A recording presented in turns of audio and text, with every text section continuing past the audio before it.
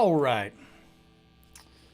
Getting settled in here. Hope everyone's doing well. Checking in on the video. I'm going to just make sure we got good audio before I start rolling around even more. Let's get a good camera angle here. Yeah, good camera angle right there on that one. And there we go. Hope everyone's doing well.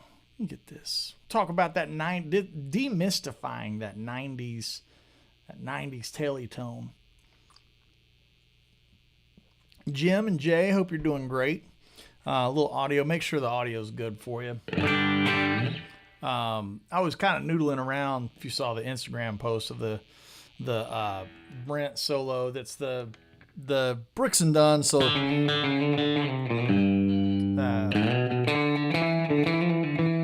I love this little turn. This lick is nice.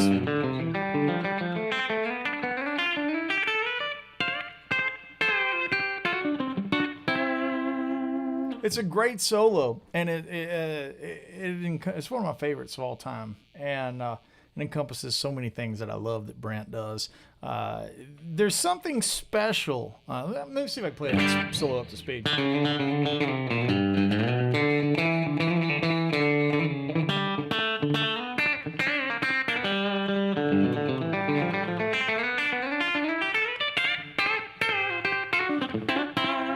Yeah, the authentic 60 cycle hum right there. You guys never get that when I'm playing my Sir Tellies because it's got the silent single coil, the dummy coil thing in it, which I love. Helps neuter out all that hum. This is I figured it would be appropriate to do it on my first guitar. My dad bought me this guitar, and this is a B-bender, Fender B-bender. There's the big apparatus on the back. Kind of great for the 90s thing. Another really great one is the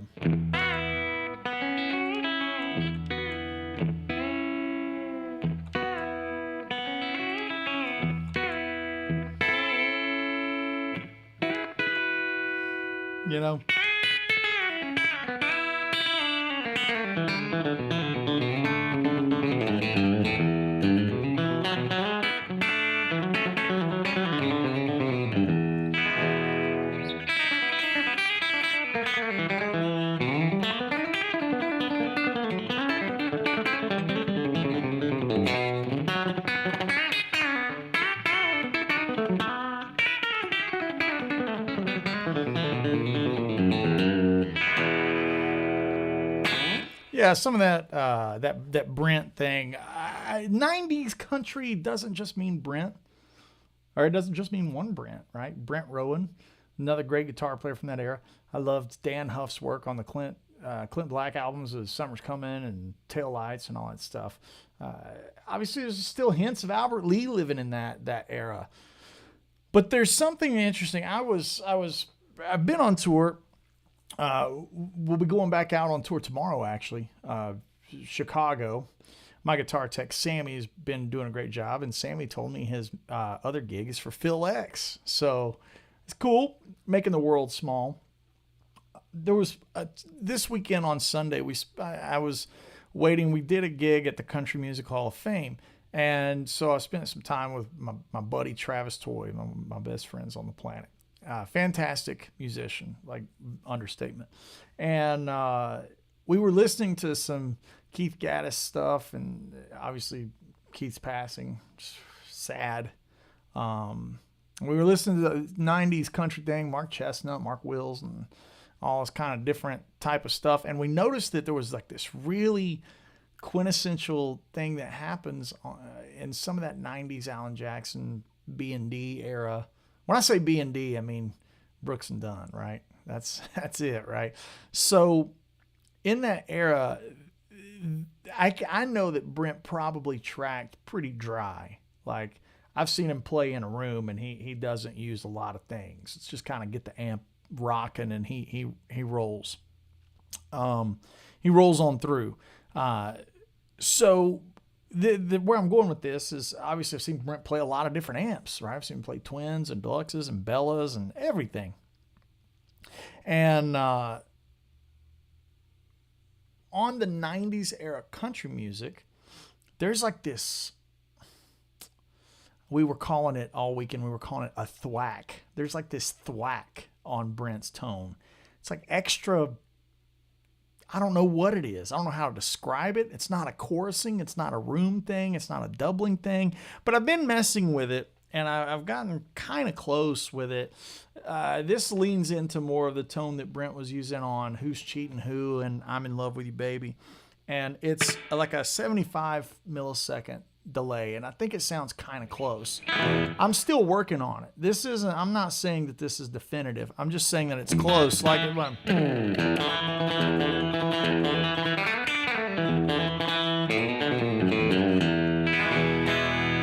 That sounds real. It sounds like the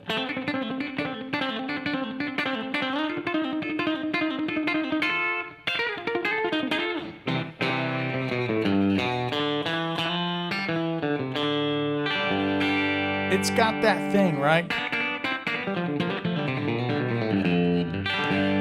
It's really close. So I'm getting a couple of questions over here in the chat, and I'm going to dig into that just a second. Give me 2 seconds. Like I said, I'm not dialed in. I don't really have everything perfect, but this is close enough to where I feel like we can talk about it.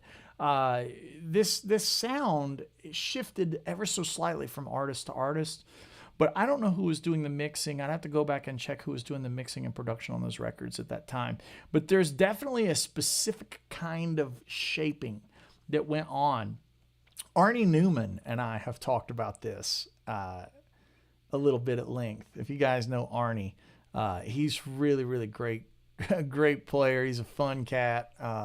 He's very unapologetic, which I like too. He kind of knows what he likes, and I love that about him. He's a great dude. So Arnie, if you're watching that, cheers, man.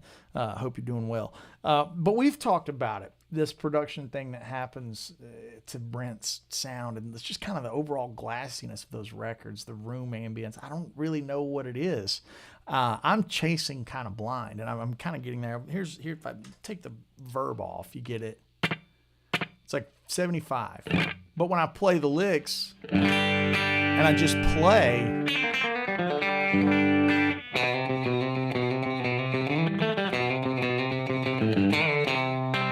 like I always think about that Chattahoochee.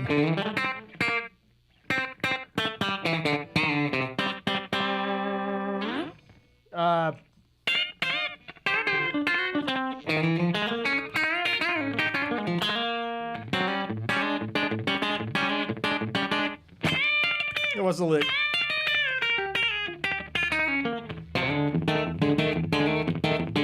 Like a loose assimilation of that, whatever solo that was. I can't remember which one that is. Or like I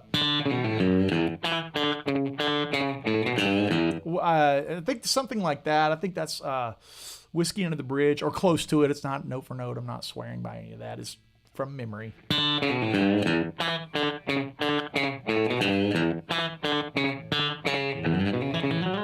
Right.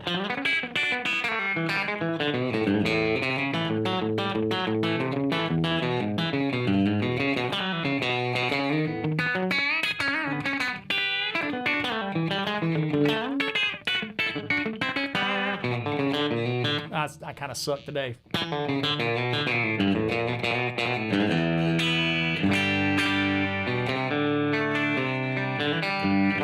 But I'm really more trying to chase that sound of that thwack. And it's really hard to describe. I'm putting on a little room verb just to kind of fleshing it out, right?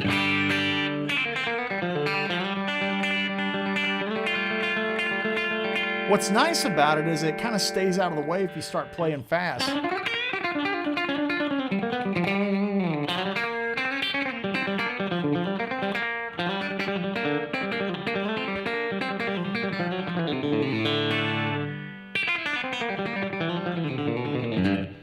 Don't do the Brad Paisley licks on this tone. You got to use the Brad tone for that, right? So the 90s country thing. So here's the signal chain that I got going on is this old telly. Into the first thing I'm hitting is the Boss EQ, and I'm kind of just bumping 3 point some change, 3.2. Here's without it. This is without it. You see what it's doing to those bottom strings? I know Brent always had that EQ on his board. So, hope everybody's doing well. Hasil, how are you, man? I'm doing good, man. But yeah, that EQ is doing that kind of thing. Here's without the compressor. So I'm not really compressing a lot so much as I'm using it as a boost. Here's without it. Here's with it. It's kind of nice. It's like evening, making everything just, but it's still, if I play soft, it's still soft.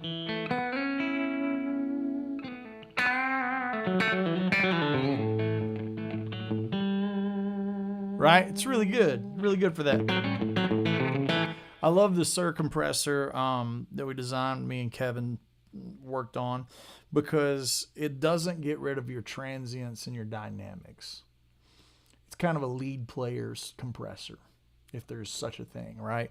Most compressors just squeeze it far too much, and it's not good to me. It's not good to me. This is good to me, right? Yeah. So a couple of questions here. What is a B-bender? Thomas is in the house. B-bender is on this apparatus on the back of the guitar, right there. You can see it, and this apparatus allows you to pull the B string up just with the shoulder strap.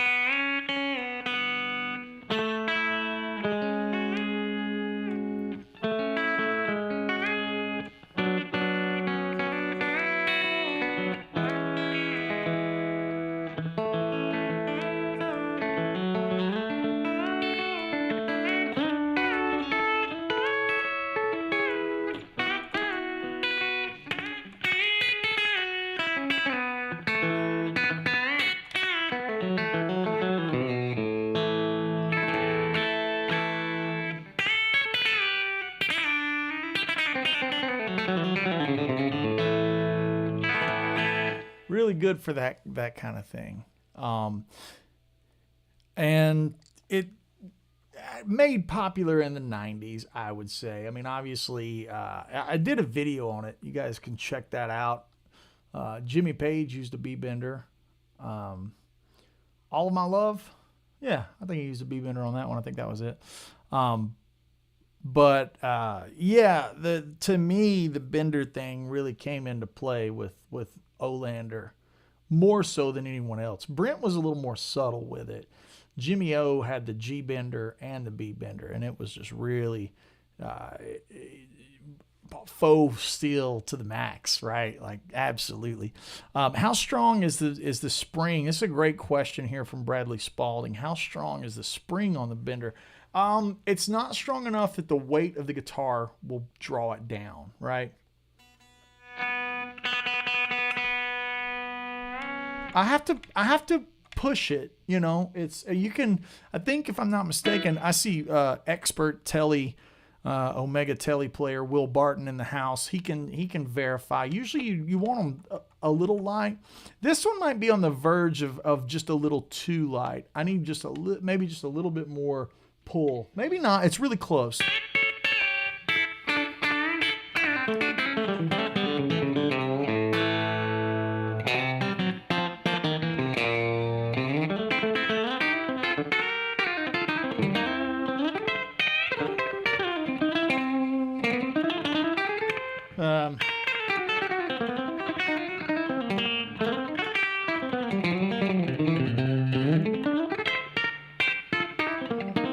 It's like the mix might be just a little hot on that. It's a little less of that doubler. You might need a little bit more. It's like there's a sweet spot, you know?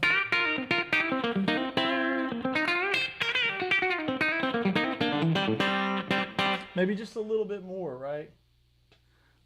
That feels good right there. And then without it, right, you get this.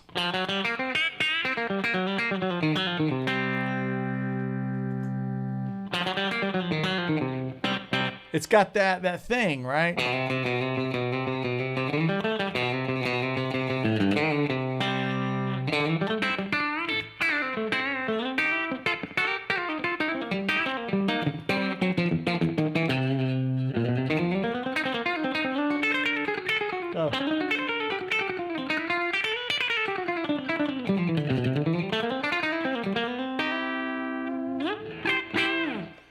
Is the tension adjustable? Yeah, and you can also tune it. On the back, there's a wheel to control the tuning of the throw. Right.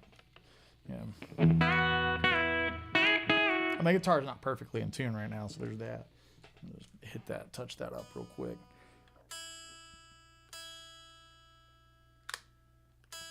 You guys ever notice that the guitar tunes better on the neck pickup? I've always thought that would be the case.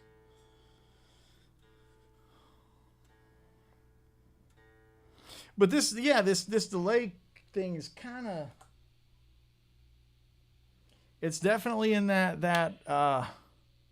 right.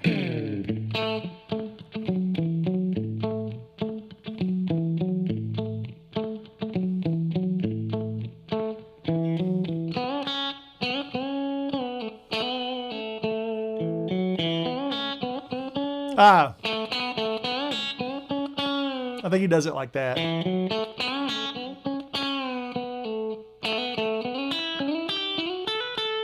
Right, something like that. And this one's got the blend knob like the Brent thing where you roll in just a little bit. All the way out. A little bit of it.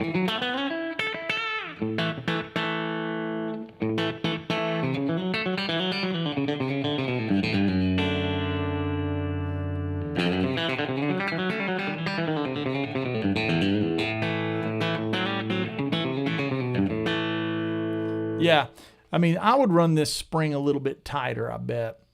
Mark Wiggins says, hey, Andy, I have the Brent Mason Telly. It's heavy. Yes, absolutely. It triggers the B-bender sometimes. I've had to tighten the spring a couple of times. Go ahead and tighten it even more. I mean, I need to tighten this spring, truthfully. John Bernal says, I know you mentioned that a new fender neck on this Telly. I'm thinking about building a parts caster. Any advice on assembling a custom Telly? John, that question is so loaded because I could give you all kinds of advice, but it's going to really depend on how crazy your budget is. Right? Like how much money you want to spend on this thing. This neck is really great. I don't know what Fender's protocol is on selling a neck. I don't know. They actually, those guys over there were cool with me when I reached out because this guitar needed a neck, and they obviously knew who I was as far as a player in the industry and were eager to help out. So they helped me. I don't know how this works with just ordering one. Couple of things that I would really be into is I like a 6 saddle for the 90s thing. Like I think that's really, I think there's tone in the 6 saddle that this doesn't translate to dirt as well as a traditional bridge does, but the clean on this is really appropriate. Also, this is the Brent Mason pickup. It's kind of the Brent Mason setup, and then my pickup's really close to the same type of thing, but I think my pickup does a little bit better with the dirt on it than this one. This one can get a little ratty.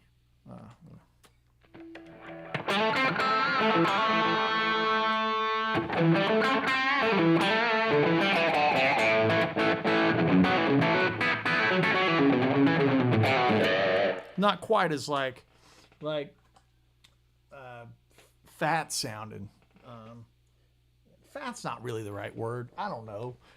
This does better for cleans. That kind of sound really is where it shines, and that's why I've been playing it today on this one, right? So we got Mark was talking about the spring. Then we talked about John and the parts caster. Yeah, there's a lot of ways to take that parts caster thing, and thinking about how much money you want to spend is really where that's question number one. Do you want stainless steel frets? I mean, me personally, I do. I love a stainless steel fret. I would definitely want locking tuners. See the back of those. I want locking tuners. I wouldn't necessarily have to have a crazy pickup selection. A telly and a lipstick in the front, or whatever that little neck pickup telly is. I always call it a lipstick, but that's actually not correct, right? I think the lipstick pickups are the Dan Electro type thing. Jason Perry's saying $700 for an American neck from Fender, and then he chimes in with no thanks. Let's talk about budget here. I have a very interesting perspective on the budget of a guitar because I'm a mandolin player and I'm a bluegrass player. So a great Martin can cost you $4 or $5 in a heartbeat. A mandolin can cost you $7 just to get into the game, $6. So when I hear $700 or $2,000 or even $3,500 for an electric guitar, I think that's quite a good deal. What do you guys think is too much to pay for a guitar? Like, to me, $3,500 seems like that's what I would pay for the guitar that had the details that I wanted. $3,000. Like, that's expensive, but it's not like buying a mandolin. You know, you still got, like, for the price of a mandolin, you can get an Anderson and a diesel half stack. Put that into perspective, right?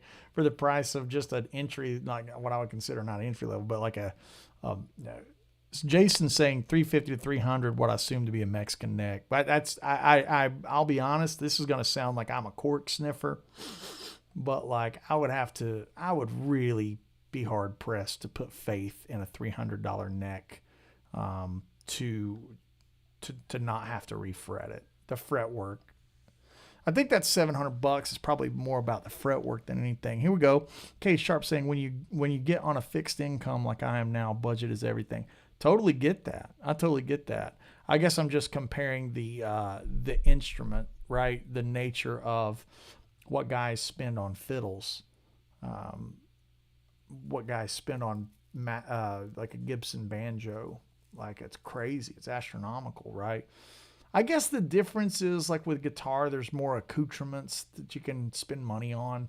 Pedals. Like, mandolin players don't buy pedals. You know, there's those kind of things. I think we're a bit spoiled, maybe truthfully. Oh, is that a hot take? Am I creating a point of controversy? I think we as the electric guitar players are a bit spoiled because we can get into a functioning instrument super cheap, whereas like a functioning mandolin, like you're like, man, it's hard to get a good one that's playable, that intonates true. If you're not spending $5 or $6, it's really hard to get one that intonates true. I don't want to say that that's a fact. I just, from my personal experience. And this is interesting too, because as you become better of a player and more discerning, you start hearing the imperfections of things being out of tune across the neck.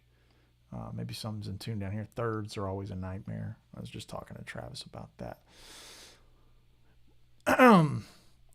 Is your bender a short throw? It's a whole step, if that's what you're asking. My bender is a whole step. Man the Helm, how you doing, guys? Hope you're good. Do you think the blend is a big part of the sound besides the actual technique with your hands? Not really. I mean, when I think of Chattahoochee, I don't really think of the blend. I just think of that like raw back pickup thing.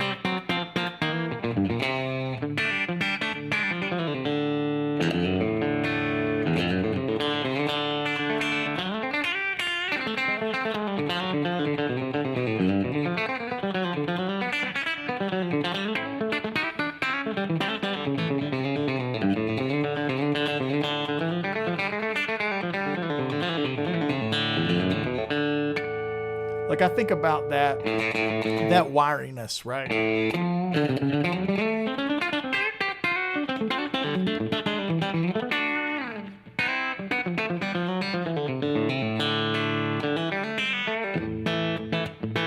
What is that Diamond Rio lick? Will's gonna know it if Will's still in here. I'm not playing it right, I'm sure.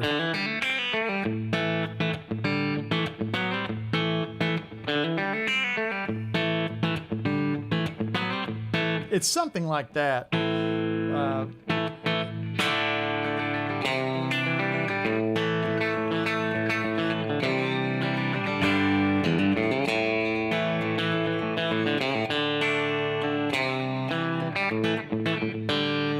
I don't remember it all, but I know it had that lick in it.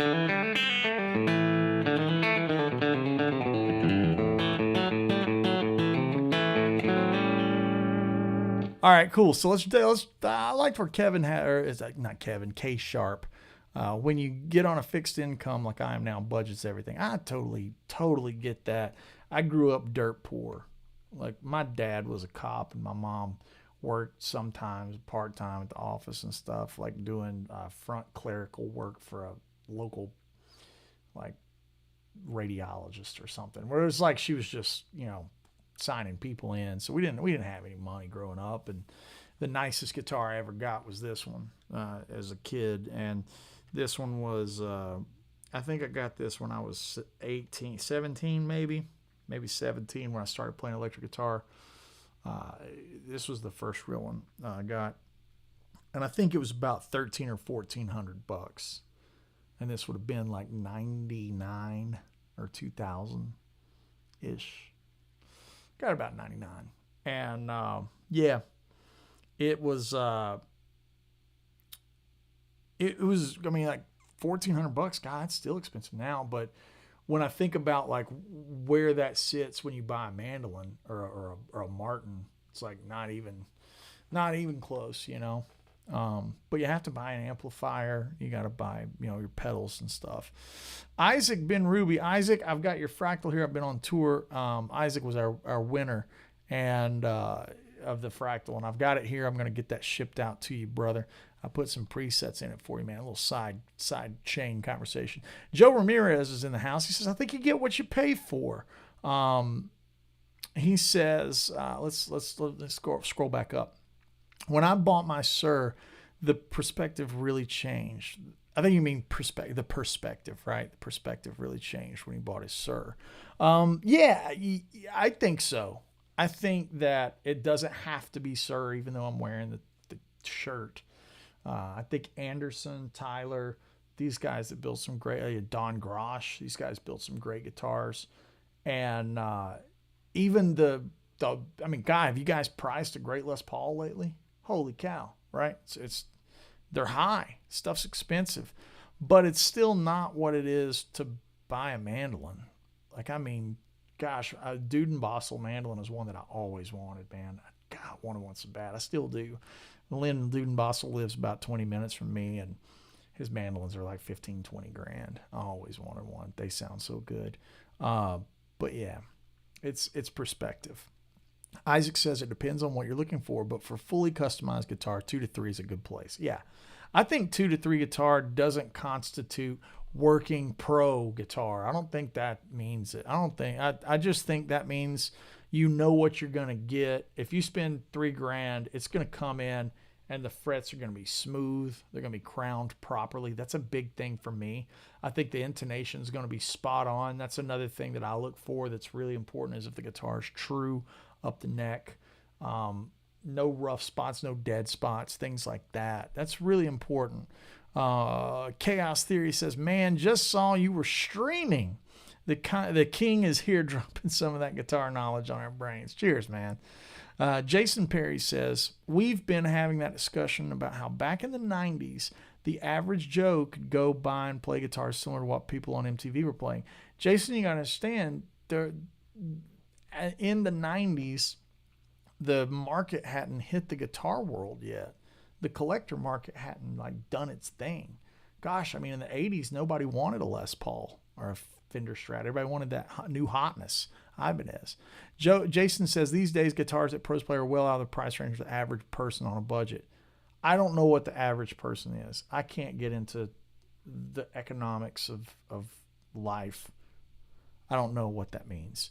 I just know that the average mandolin is 4 times more expensive than the average Sir, or 3 times more expensive, right? I think that's what I can say. The Collings mandolin that I play, that's considered a nice mandolin, but not in the realm of some of these like Lynn Dudenbosels. It's $7,500, So like, you think about a guy, you could buy 3 Sirs for that. So, I mean, I think that when you look at it from that perspective, I mean, I know that my cousin, who's a very great fiddle player, he plays for Travis Tritt. Brian spends on average when he buys violin, I think he's spending between $9,000 and $12,000, right? So it's like the nature of the instrument. God, Brian will spend $800-900 on a bow, you know. So I think we're very spoiled as guitar players because we go, oh my God, a guitar's $1,500. It's like Brian would be like, yeah, man, that's like a bow and a half, right? So it's like it's not that it's about the average person's budget. I can't think of things like that because when I was poor, I played what I could get, and that's just I didn't have the option. That's not the way. I don't think it's fair to compare budgets of instruments to where you are in life financially. I don't think that's a fair equation at all, truthfully. And maybe this is a hot take that you guys will really disagree with, which will be good because we'll have a good conversation about it. But I don't think that it's fair to go, my personal economic situation is this, so this is what I'll play. Let's swing it to the other side. What if you make crazy money and you drive a brand new Huracan STO? You have the money to go buy a 59 Les Paul. But that doesn't mean it's necessarily the best. Like if you're going to play Van Halen songs, that's actually the worst guitar. It's not, you don't want a Les Paul. You need something with a tremolo on it. It's going to be a lot cheaper, right? So I think that, again, if you're going to play Tosin Abasi songs or Animals as Leaders, that $300,000 Les Paul is kind of useless. You don't have the strings, right? I think that's what you need to look at when you're looking for what is a fair priced instrument. Because I want to go back. I know what it's like to be on a budget, be broke. Like I know. I played, a Subway Rocket. You guys remember that amplifier, Mesa Boogie Subway Rocket? I did my chores and saved up enough to get that, and that's what I had. And I had, some Boss unit that like did a couple of different things. I remember being like gold or something or blue or something like that. And I didn't know anything about what I was doing. And that's just what I had. I had to make it work. And I had this telly. And I learned Cliffs of Dover and Too Many Notes and pick it apart. And I was learning all these songs back in the day on this guitar. It's like it just so I don't think it's fair to go, I can't afford this. Let's rewind time. Like 17-year-old me cannot afford an Anderson. I don't think it's fair to me say the Anderson is overpriced. See what I'm saying? Does that make sense to you guys? Let's keep rolling down. Let's keep rolling down a little bit. Chuck is saying, thanks, Chuck, for moderating as always. If you like the channel, go to patreon.com/AndyWoodMusic. One more time, if you enjoy the channel and the live stream, go to patreon.com/AndyWoodMusic. Chuck is saying you can get great necks from Warmoth Music Craft for a couple $100, even less on eBay for those necks. Yeah, but you can't play them, right? You gotta just kind of go on faith that it might be what you're after. Jason Perry says, these days guitars that pros play are well out of range for the average person. This topic keeps swinging, and I don't know that I can agree with that. I just don't think that's right because I know too many pro players that play like Jack Pearson is an incredible guitar player, one of my favorite guitar players, and he plays a Yamaha Pacifica. That's not out of the range for anybody. Joe Bonamassa plays $300,000 Les Pauls. That's out of the range for everybody. I think the average guitar that I see a pro play at the average music festival, NAMM, what does Andy Timmons play? What does Brent Mason play? What do I play? The average guitar that these guys play is $2,000 or $3,000. That's a pro. You're talking about guys that their mortgages depend on the instrument. I think $2,000 or $3,000 to play exactly what Andy Timmons plays or exactly what Mateus Asado plays or whoever, like the insert guitar player here. I think $2,000 to have exactly the same guitar that Jason Hook or Andy James like I said, just name a guitar player and you can have exactly the same thing. When I've done clinics for Sir, I'm going in there and not even had my guitars, pull one of them off the wall. Man, the John Petrucci guitars, the Ernie Ball Music Mans, let's talk about a signature line of instruments that nail it. You go into a guitar store and play a Steve Lukather guitar, it's a 10 out of 10. That's Steve Lukather. You're telling me for a couple of grand you can have his guitar? I find that's a deal. I'm not saying that that's in everybody's budget, but I am saying that the caliber of what you're getting, the value of what you're getting far outweighs the price tag. Let me put that into bluegrass realms. I can't afford the mandolin that Chris Thile plays or Marty Stewart. They have a 1920s Lloyd Loar mandolins that go for several $100,000. I'm a pro player. My mortgage depends on my guitar, and I can't afford that mandolin. So to think that I can go in and buy the Steve Lukather model from Sweetwater or AMS, and it's going to show up and it's going to be exactly what Steve plays for $2,900, that completely blows this idea out of the water that it's overpriced or out of range. I think that's the way you got to look at it. I think I really do. John here is saying, agreed, everyone's budget is different. Luckily, guitars can cover a huge range. I guess I'm wondering if an American Tele is $2,000, what could that money get you in a parts caster world? I don't know that I would parts caster for $2,000. For $2,000, you can get really close to getting a reverb custom Tele, Anderson Tele. Like, it may not be too on the nose, but I have seen plenty of Sirs sell for $2,100 or whatever, $2,000 and some change. John, so I don't know. I don't know if I would parts caster for $2,000. I don't know the answer to that. Isaac Ben Ruby's chiming back in here. There's diminishing returns. If you pay $3,000 for an instrument, you're going to get way more than $300 would for a guitar. But how much more stuff would a $4,000 guitar have actually matters. Isaac's making a great point. I don't understand how electric guitars get into the $8,000, $9,000, $10,000 range. That's where I'm just like, are you paying for like mammoth tusk inlays or like Tyrannosaurus teeth dots or something that like so rare that it doesn't exist? Like, I don't know about all that. I also don't like the guitars that have the Purple Heart tops, these crazy burl tops. Oftentimes, I'm not saying always. I'm saying oftentimes crazy woods like zebra wood and burl and all this stuff, they're imperfections that make them pretty from a aesthetic standpoint. Those cellular imperfections what makes the tone travel in a not a great way. Sir's done plenty of these collection guitars. They're not for me. You know, my guitar is swamp ash and maple. I want a really pure tone. That's a thing, right? Like, I'm not the guy you're going to be like, oh, that Modern Eagle, that's the one I'm going to play. That $10,000 PRS. I'm not your guy for that. Because I want really pure tone, and that tends to be in a simpler wood combination, really. Mahogany neck, mahogany body, like that's really kind of straightforward. Alder body, maple neck is one of my all-time favorites. That orange Sir Strat that I play all the time. It's that same thing. Travis McCartney is in the house. For those fiddle and mandolin guys, are they buying multiples at that kind of price point? I would say your pro level. Or guys that play with the Punch Brothers, not Chris. That's a bad example because Chris plays Loars. But like the pros that are playing with Green Sky Bluegrass or maybe the guy that plays with Billy Strings, I think they're going to buy two.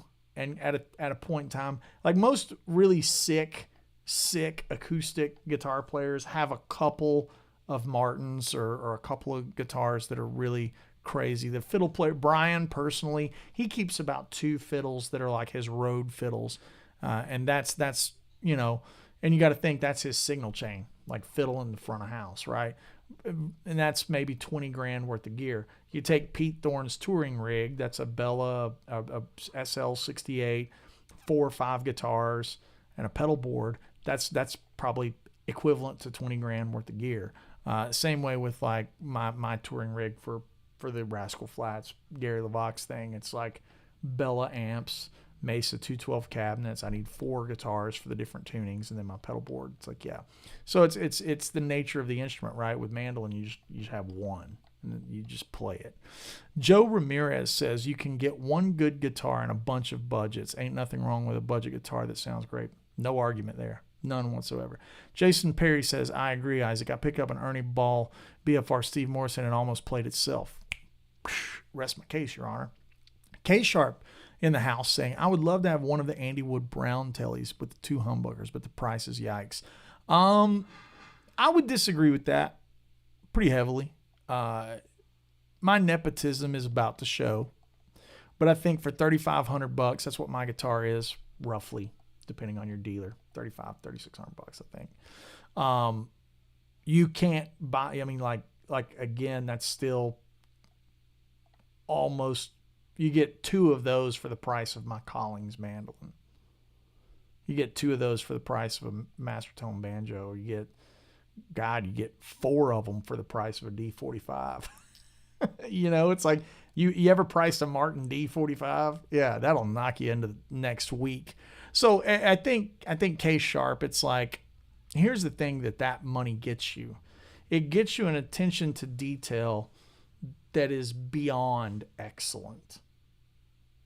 And I think that's not just an Andy Wood model. That's just the way Sir and Anderson, Tyler, they like to do business like that. I think for $3,500, you get a guitar that plays as easy as any guitar will ever play.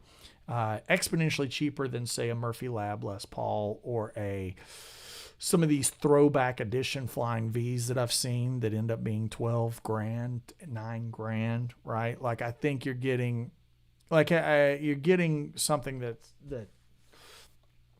I don't know. I just think that when I get into yikes, it just gets into, like I said, some of that like Dragon PRS guitar where that thing's like $30,000. I'm just like, what?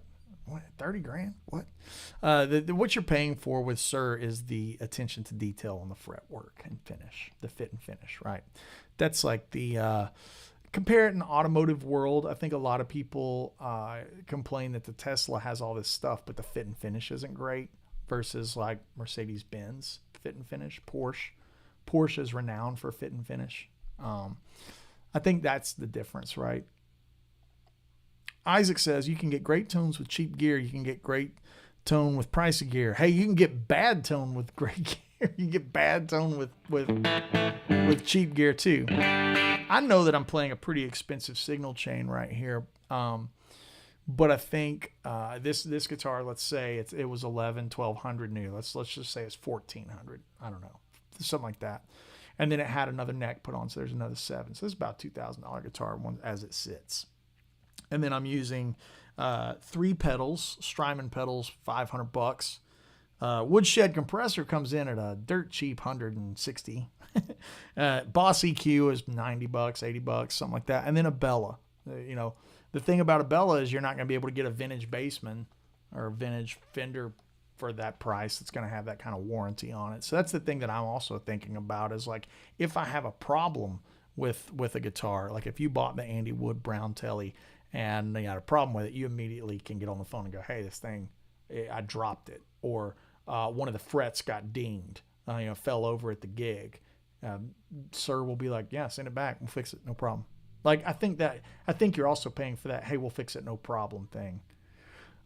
Grant saying, hey, Andy, greetings from Perth. It's 3:20 in the morning. Hey, good morning, my friend. Any guitar project gets a lot more expensive when you're here. Luckily, I have a Nashville-based Aussie who helps me out. That's fantastic, right? Joe is saying, I got the Brown single coils, and it was worth every penny. Cheers, Joe. I'm glad you're enjoying that guitar. I put a lot of time into that guitar. I'm really proud of it. I'm glad you're enjoying it. Mark says, have you ever played the Harley Benton Tellys? The Harley is a great quality roasted maple, about $300. Good pickups would be a great parts caster. That's interesting. I haven't really checked that out. Chaos Theory, Isaac, 100% right. I spoke to Alex Skolnick. Alex is a great guy. I've done clinics with him. He's awesome. In a clinic years ago, he said at one point he didn't buy a guitar that was over $600. Those Old Testament record guitar tone was awesome. I mean, man, Van Halen reinvented the world with a leftover junk. Played Eruption on it and changed the world. I don't know what to, it's like gets into that. Also, look at where Van Halen ended up, right? Very finicky about his frets. When he could afford to do things, he got really finicky with it. Jason says Brent Mason was mentioned. What are some of the other great guitarists to come out of Nashville? I think come out of Nashville or help in that Nashville sound. I would think most of those guys actually are transplants. Like Brent's not a Nashville player; he's actually from Ohio. I think, if I'm not mistaken, I think he's from Ohio. Anyways, I think, guys, I'm going to rattle off just some of my favorite Nashville players. Brent, Albert Lee, Ray Flack, Jimmy Olander, Guthrie Trapp, for sure. James Mitchell. James is bad boy. He's real bad. I'd say Brent Rowan, you know. I think that's some good ones right there. Dan Huff, right? Like obviously Huff. Those are big ones. Ray Flack doesn't get enough love. I love Ray. I do. He's one of my favorites. Ian Parker. Hey man, grew up dirt poor here. Rocked a Squire in formative years, but it didn't stop me from shred training. Doing better nowadays. Ian, I love to see that. I feel like we have a fraternal bond there. Grew up dirt poor, had to figure out how to do it. My first amp was a PV Bandit, and I'm desperately trying to find one that looked just like mine.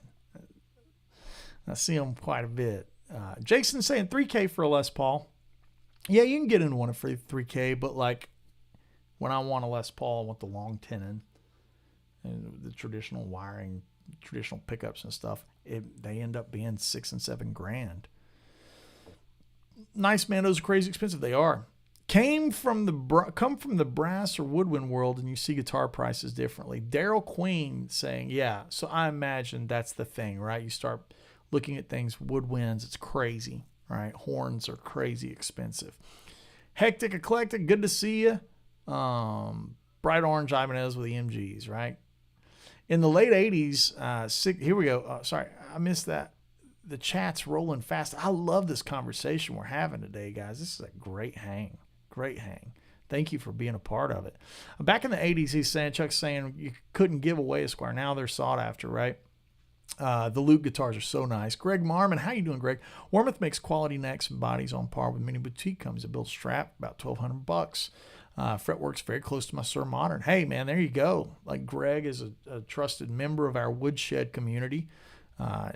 He knows his stuff. If you're interested in joining that community, that's over on Patreon. Looking forward to hearing the new album. Could you tell us about the work with it? Regards from Norway. You guys are in for a treat. It is really shaping up nice. I'm really proud. You can tell by the smile. I'm getting real proud. And we've got some really great guest players. It's going to be really good. Levi Clay recently did a comparison between Guthrie Sir and the Charvel. I watched that video. That was a very good video. Dwayne Harlick, James Tyler has been on my list. Can't seem to justify $7K. So that's about, it's funny you say that. That's about my cutoff too. Anything north of 5 and I start going, I don't know about that. I just don't know. I just don't know about north of 5. That's why I think that my AW guitar is $3,500 being is a deal. Maybe that's just me. That's not nepotism. My parts caster cost around $3,000. Chuck Keller right there with some truth. Talk about my new album, K Sharp. Yeah, man, the record is going to be about 11 songs deep. There's going to be one cover on it. I've actually talked about what that cover is going to be. It's a cover of Alice in Chains' The Rooster. It came out really good. It's like taking all the parts and making them into, guitar parts. It came out really good. Really fast. There's one tune that's really fast, and it's a duel with banjo. It's like banjo and electric guitar, very Dregs inspired kind of tune. The opening track is like my take on a Western, like spaghetti Western, except if it was in space. So like a cosmic Western, that kind of thing. Maybe there's a title in there somewhere. Isaac says, I'm a huge fan of buying used gear. You can get great deals on gear that's 99% new. Maybe has a ding or two. That's a great point. Maybe this is a great topic too, is like a lot of people buy gear and then they're disappointed that they don't sound like their heroes. Like you buy the Brent Mason pedal and you still don't play like him, right? Then they sell the gear, right? Van Halen sweat encased pickup covers. It's great for the tone, right? Sorry, I get a call. Sorry, I lost my spot. Yeah, 10 grand is for the furniture grade tops. That's a great point. It's not the guitar so much as it is the ability to tell other people you have one. I don't know about that. Maybe there's plenty of folks that do that, right? Well, you have a few guitars to play at Woodshed this year. Would love to play a few before absolutely, Jim. You can play mine. In 2005, Music Man Petrucci was $1,600 now, and now that guitar goes for $4,000. I would be interested to know what changed, because there's a lot of variance. What if parts, the mid boost? What if there's some component that changed? What if the neck material changed? What if I don't know my Petrucci stuff. Hey Roddy, hope you're good, man. Bip is in the house. He said, a Squire played by EJ is going to sound better than a PRS private stock played by me. That's really great. Really great point. John Cordy is not here because he is playing his new Grammatico amp in the Helix Stomp. He is so high on getting a Dumble for Helix. Cool. I like old John. He's a good dude. Back to Sir. They're extremely well built out of the box, and that's not something you can parts caster. That's the thing, right? When you order that Sir, it's coming in and it's going to be spot on. It's going to be really, really spot on. The fretwork, playability, tone, it's a banger. Dwayne is saying for me, 35-4, I can't afford one, so it has to be the one. That's what makes it difficult to pull the trigger. I back that, Dwayne. I back that. I'm definitely that kind of guy. If I were to have every guitar taken from me and I was left with just my humbucker telly, I would be like, okay, I can do what I need to do with this. To be clear, with Sir, you are paying for U.S. labor and master craftsmanship. That's a big part of it. Yeah. You'll pay less for ESP custom or whatever, so it really comes down to whether you're cool with the stock or want to spec it out. I don't really know much about that brand. Let's just check out what we got here. A couple more questions here. Do you think the Anderson drop top is worth $5,000? I played one and I keep thinking about it. I have guitars at very priceless. Yeah, I'm surprised the Anderson drop top's up there at $5,000. I bought mine and I think it was about $3,000 when I bought mine. I still got it. I've had 5 different Anderson guitars over the years. I really love the Anderson guitars too. Tom's a great dude. Roy at the company's a great guy too. I've had 5 of those. I think they're fantastic. I don't know. I don't know what you've got spec'd out that's getting it to $5,000. I know that with custom shop guitars, you can get them spec'd out into a ton of different ways, and then things can get out of control in a hurry. You know what I mean? Like, you can really spec those things out. Start putting dinosaur eggs in the frets and stuff. I don't know.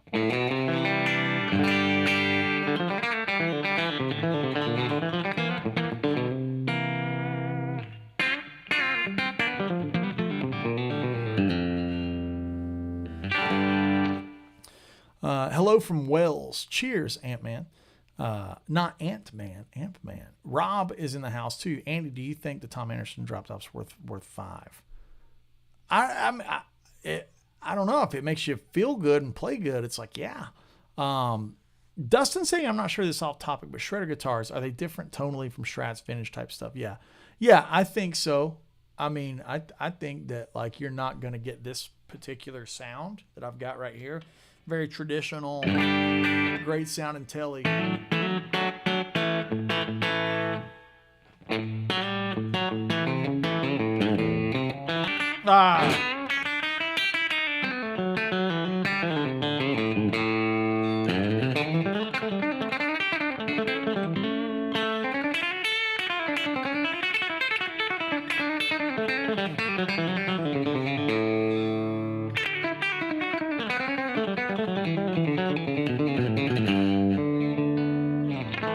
I don't think you're going to get that kind of sound out of a Ibanez RG, frankly. Nothing wrong with an RG. Isaac saying $3,000 or more, it better have a truss rod made from unicorn femur. That's funny. I don't know. I mean, I think to me, my cutoff is 5. That's about where I start going. I don't know. It's also a mindset thing. Yeah. Are you buying it as a collector? Are you buying it as a player? Yeah. So let's talk about that. This is one of my most prized instruments right here. This is the first ever 24 fret Sir Telly. This one was fabricated by hand. You can see in the back. But as you can tell, I have played the ever-loving crap out of it. It's not mint. It's flat black. I wanted something that was industrial and just looked like a working man's guitar. And as you can see, I've worn it out. So a lot of guys actually have bought this model of the AWs. And they've been like, oh, man, I don't want to wear it out. And I just go, ooh, why not?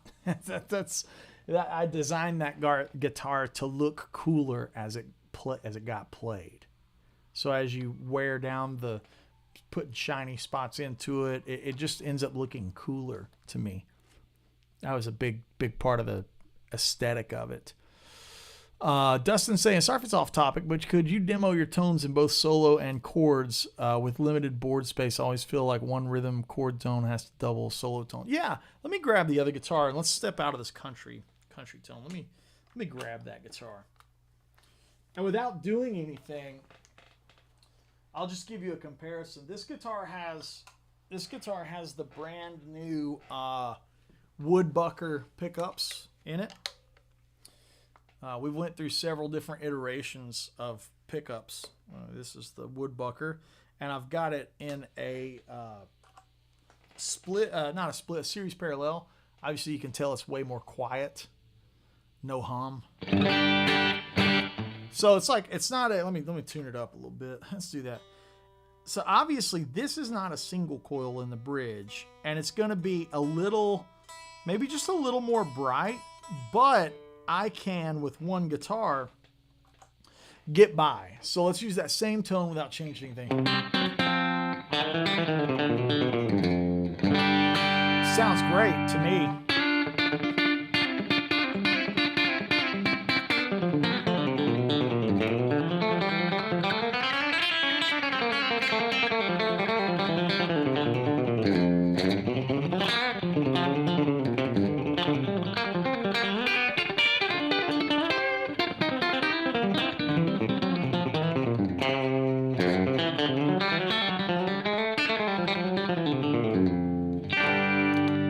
Now I'm going to go through my tones, basic tones. Here we go. This is like my basic clean tone.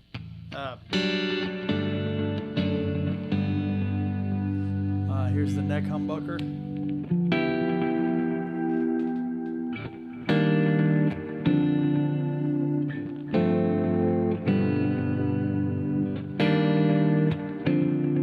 Here's just a little more drive, you know.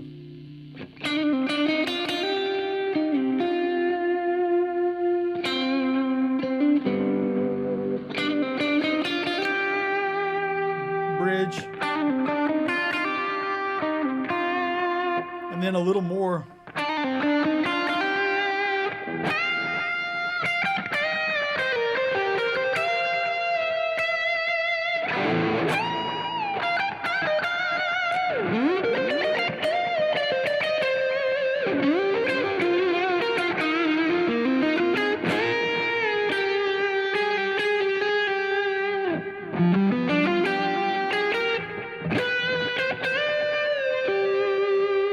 Tone.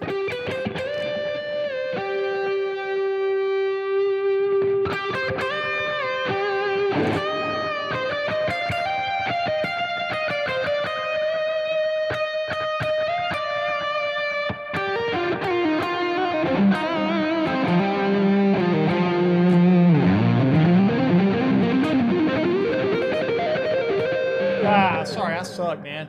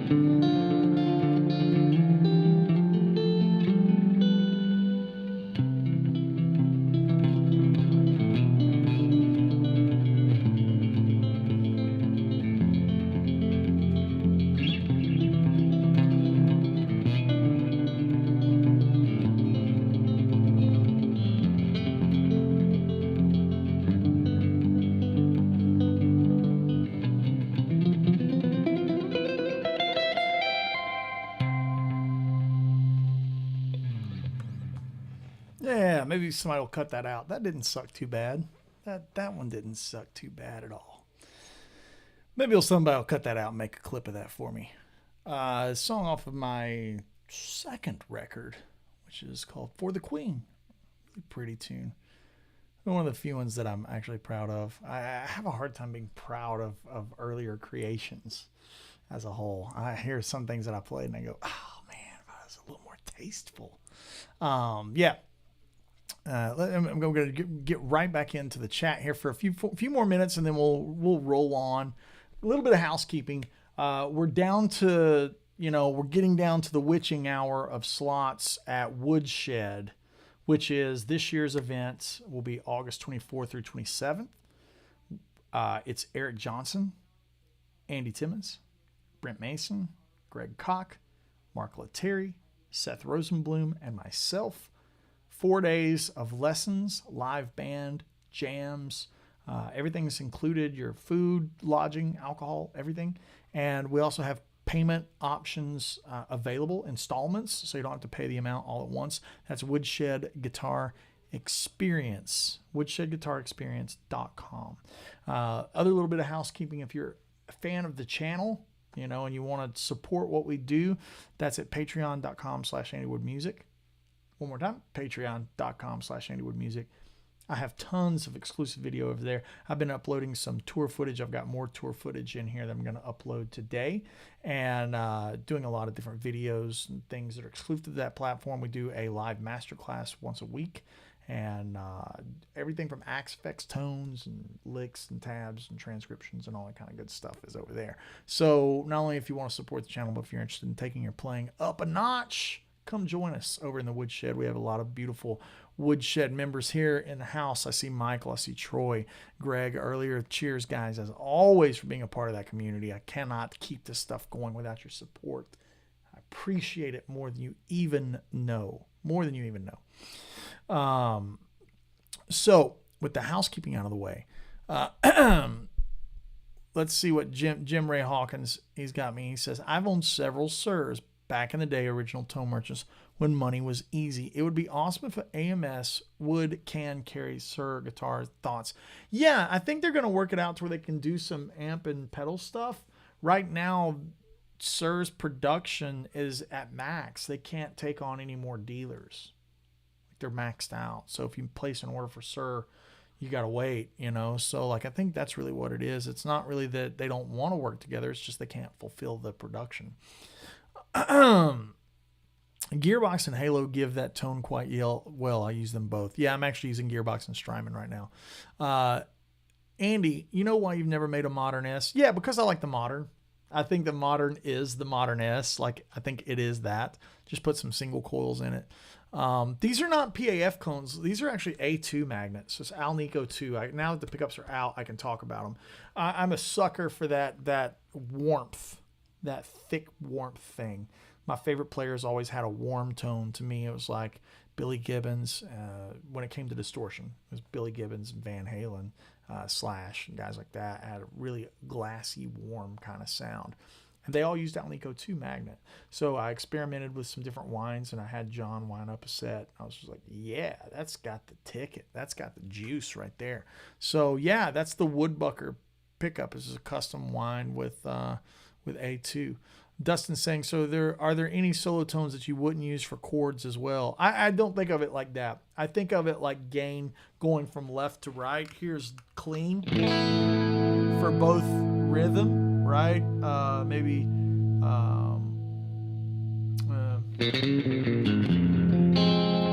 that would still be my lead tone clean. I would just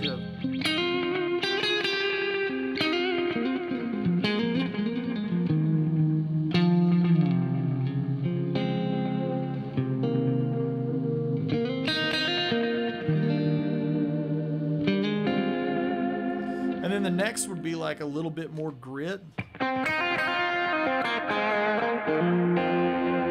To like a Sir Sheba in the signal chain, right?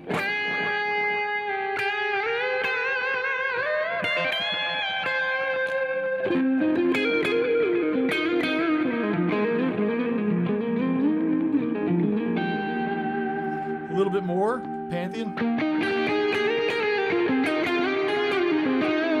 And this would still be for rhythm too.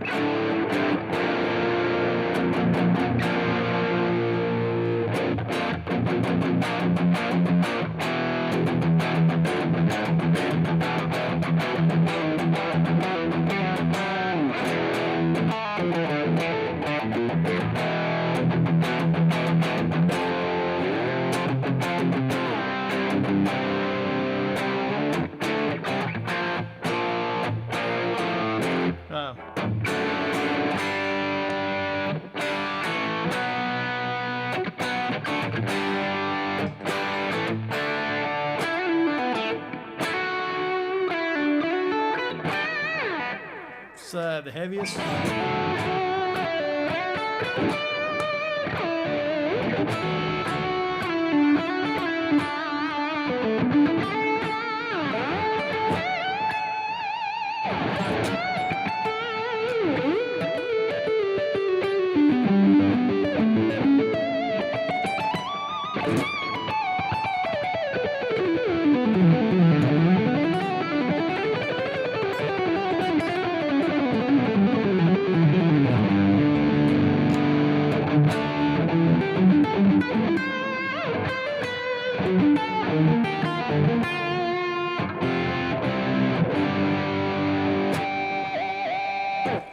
Yeah, that kind of thing right there.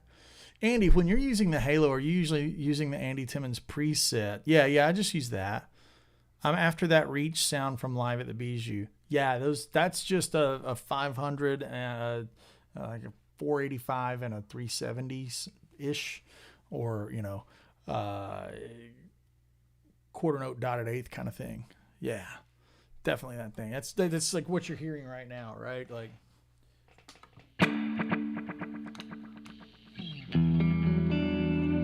definitely that's the sound I would go for reach. A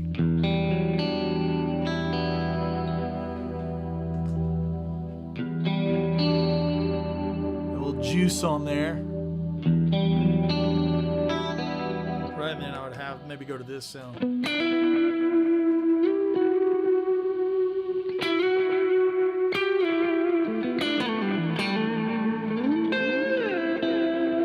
And then verse 2.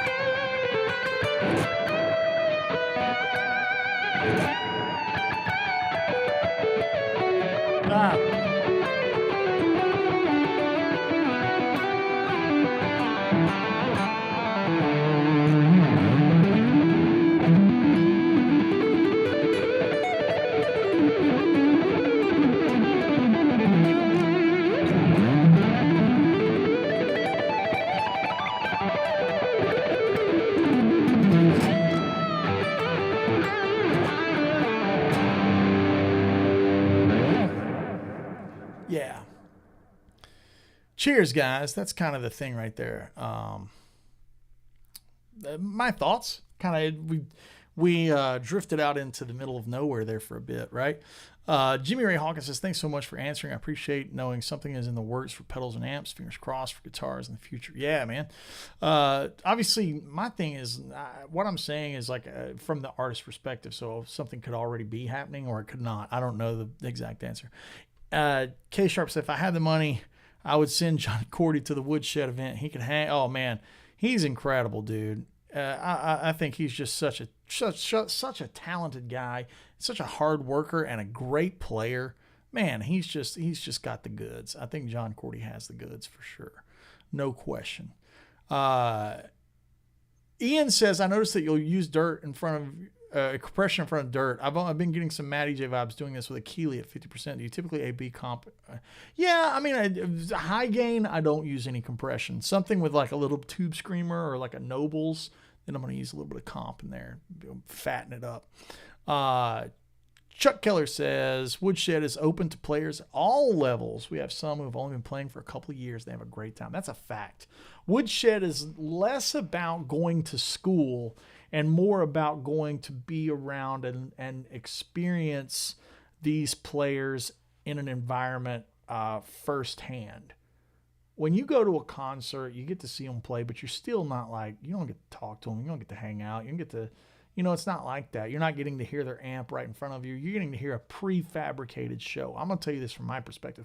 If you come see me live, you're getting to see something that we've practiced and we have like put through the paces. When you're seeing Brent in a room with you and 30 other people, you can just ask him to play a lick and he'll just do it. And you're hearing that. It's like, that's unbelievable. Like Joe Bonamassa, Robin Ford, these guys, like how else are you going to be like getting to try out a 59 Les Paul or maybe play Robin's Dumble or, ask Eric Johnson, something just person to person.